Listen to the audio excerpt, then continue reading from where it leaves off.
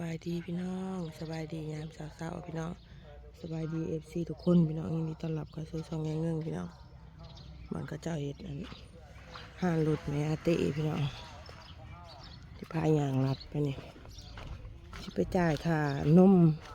ยุกิพี่น้องหานี่เขียว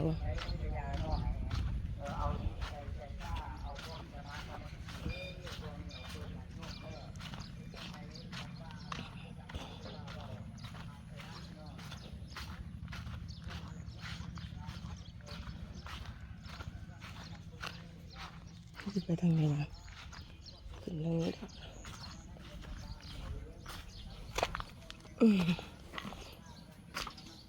นอนเด็กก็ตื่นสวยพี่น้องเลยเมื่อคืนนี่ก็จนเด็กจังได้นอนป้าเสา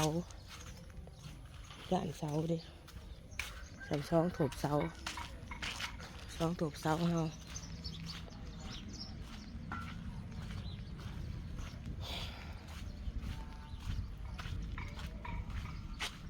มาเตะไปอยู่บ้าง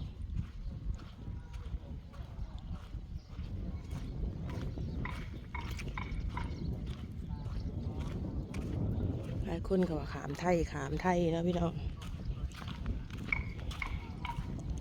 ปลาขามไทยขามหมูกอะไรพี่น้องหลายคนก็แนะนำมาแต่ก็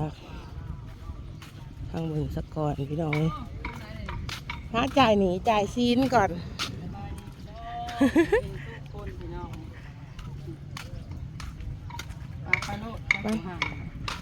ไปฮะ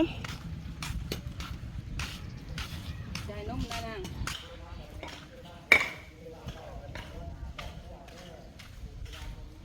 นมสีแก๊ส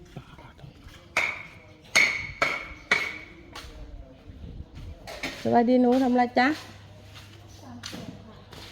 ได้ยังกินข้าวจ๊ะมาพี่ละโอ้เหมือนพี่น้องนมจะแก๊สทำเปิดบินดู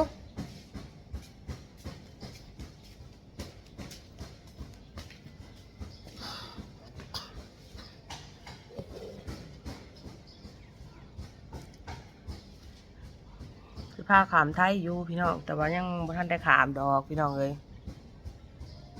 ขามก็มันบ่แม่นสิ่งง่ายๆเนาะจะได้ขามพี่น้องและผู้ป่วยก็ทำแก๊สบ่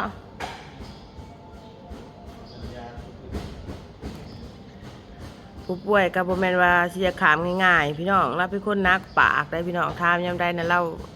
าเศร้าแล้วเด้อนะเราเศร้าแล้วพี่น้องแล้วเราออกห่อนเราไปถามแล้วก็ว่าเราเศร้าแล้ว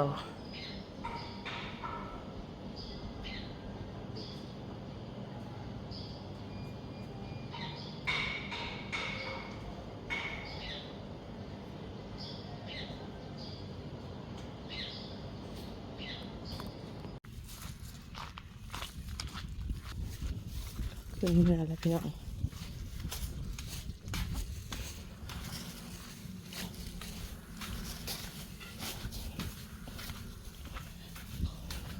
พอพื้นพญายพามเด้อพี่น้องยังบ่ทันได้ขามไปง่ายดอกพี่น้องหมุกนะให้เพิ่นกินยาเบิดซะก่อนโตเพิ่นเองเพิ่นก็ว่าให้กินยาที่หมอเอาให้เบิดซะก่อน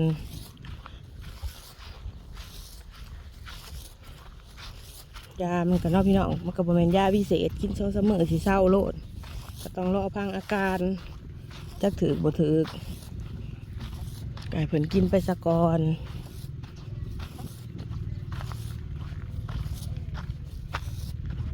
เราก็ลูกย่างอยู่ตามตัวเราออกห่อนอยู่ตีนเราก็เราเมื่อยอะไรพี่น้องนี่แล้ว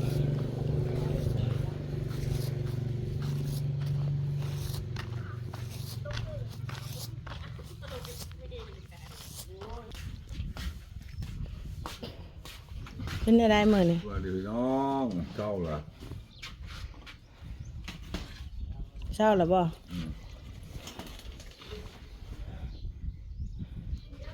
เศร้าหรือคือเว้นซื่นซะนะยังออกห่อนแห้งอยู่บ่ตีนนะบ่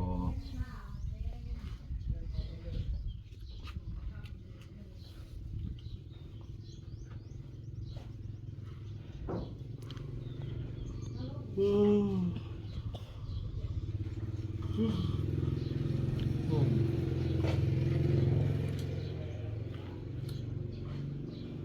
ลงไปไว้ เจ้าเลย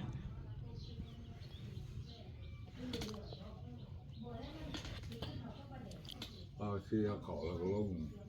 หึ เอาเสียเขาแล้วก็ลงหาเงินหาคำไปถึงเงินหัวแล้ว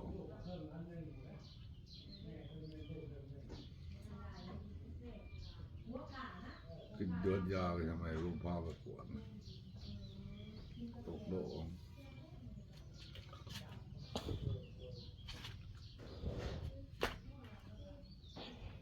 เฮาบ่ทันลงดอก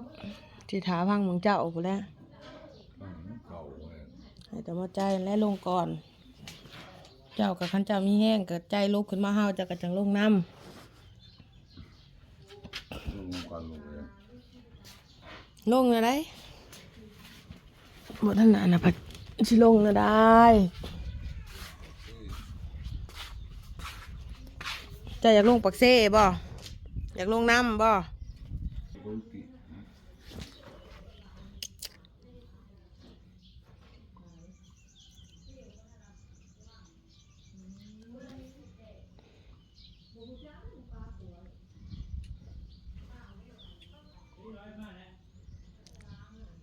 เม่นยังวะเม่นยังจะตดบ่ กูนะ เม่นคือตดนี่แหละ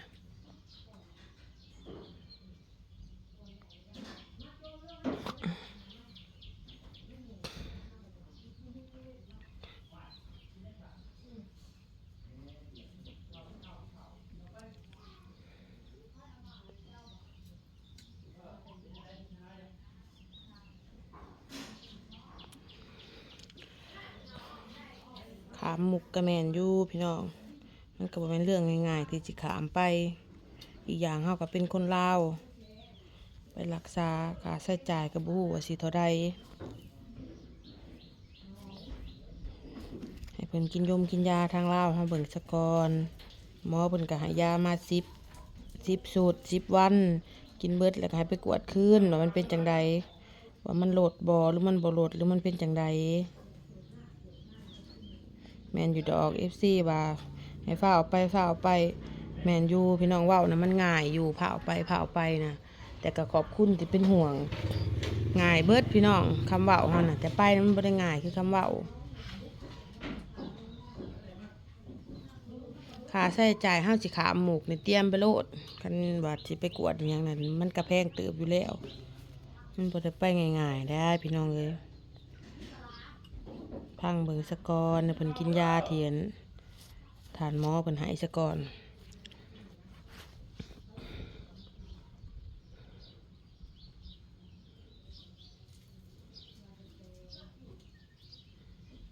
กิน10 วันแล้วก็ไปกวดคืน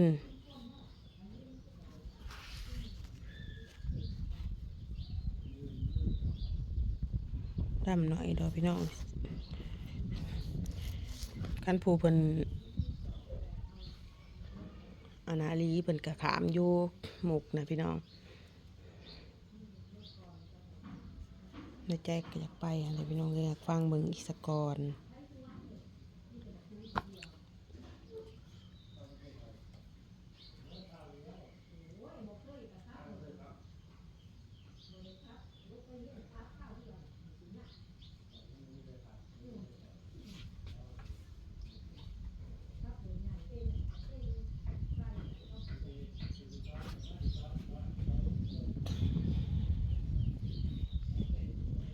พี่น้องทางนั้นเพิ่นเป็นคนไทยเนาะมันก็รักษาง่ายแล้วมันก็ง่ายมันก็อันนั้นแหละ ดาวไปวะ โอ้ยค่าใช้จ่ายก็บ่ฮู้สิเท่าใดคันเจ้าบ่มีเงินหลายเจ้าแล่นไปเบิดเงินบัดสิเอาใช้ไปจ่ายเพิ่นการสิไปมันต้องเตรียมความพร้อมคักแน่บ่แม่นว่าไปมีเงิน 4-5,000 สิแล่นขลุกคุกข้ามไปบ่ได้พี่น้องเอ้ย ต่ำๆมือ30,000เลย ถือคันต่ำถือห้องพุ่นละได้20,000น่ะ เบิดบ่เบิดกับเผื่อนั่นเผื่อนี่เฮาส่องเฮาบ่ฮู้ว่าค่ายมค่ายาบ่ฮู้ว่าสิเท่าใดบ่ฮู้ว่าเพิ่นน่ะสิเฮ็ดหยังให้มันอยากไปมันก็อยากไปหั่นแหละแต่เฮาก็ต้องมีความพร้อมอีกเหมือนว่าหมกแล้วสิแล่นกะลุกคุกคามไปมีแต่เงินค่ารถแล่นไปก็คือเก่าหั่นแหละพี่น้องโอ้ยขาหมอเขามีเพจได้เพจสำเร็จอยู่แท้น่ะบ่ก็บ่ได้ปัวกันคือเก่าเฮาก็ต้องกินยาทางนี้ฟังไปนำเตรียมความพร้อมอีกคันมันบ่ไข้มันบ่ดีมันบ่หยังเฮาก็จังไปความพร้อมหยังติก็พร้อมก็คือเงินเฮานั่นแหละพี่น้องเฮาต้องเตรียมมันพร้อมบ่แม่นทันไปแล้วสิไป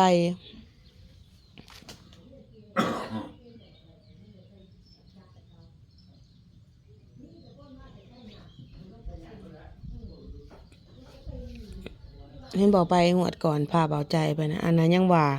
ลุงเพิ่นเป็นคนแหลนให้เพิ่นเป็นคนไทยค่าใช้จ่ายค่ายมค่ายาเพิ่นก็ฮู้เนาะเพิ่นเป็นคนจ่ายเป็นคนเฮ็ดให้ชูเฮาไปเห็นได้ที่ไปนั่งสิลืออยู่แล้วนั่งท้า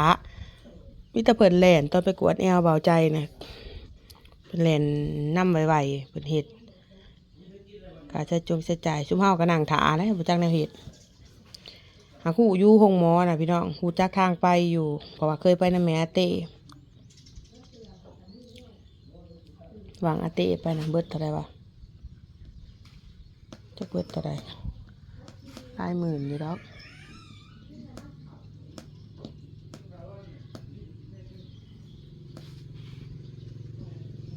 ต้องมีความพร้อมก่อนสิไป